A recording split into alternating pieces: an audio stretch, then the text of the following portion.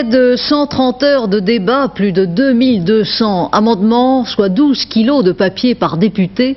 La discussion à l'Assemblée nationale du projet de loi sur l'enseignement supérieur, présenté par le ministre Alain Savary, a battu tous les records. La discussion vient de se terminer et le projet doit aller maintenant au Sénat. Le ministre veut d'abord constituer un groupe de travail pour que le débat sénatorial soit plus serein. Les principaux amendements au projet initial, Lorraine Cusin. L'accès aux universités. Tout bachelier peut entrer en première année universitaire sans aucune sélection. Il s'inscrit dans l'université de son choix, précise le texte amendé, en fonction des capacités d'accueil de l'établissement. Donc théoriquement, pas d'affectation géographique obligatoire.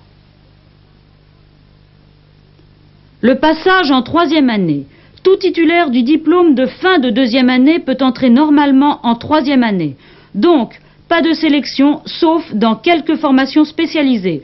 Elles seront énumérées par décret en fonction des capacités d'accueil, stipule le nouveau texte. Les étudiants dans ce cas subiraient un concours ou un examen de dossier. 8% environ d'entre eux seraient concernés. La composition des conseils d'administration de l'université. La part des personnalités extérieures dans les conseils est réduite au profit des étudiants et des enseignants. Le nouveau texte prévoit 20 à 30% de personnalités extérieures. L'ancien projet parlait de 30 à 40%.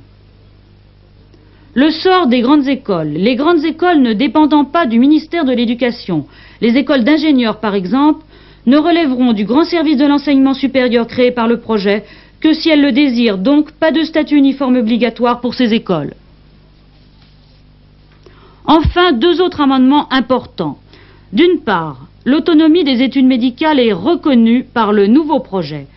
D'autre part, pour élaborer leur statut, les universités seront moins dépendantes du ministère de l'Éducation que ne le prévoyait le texte initial.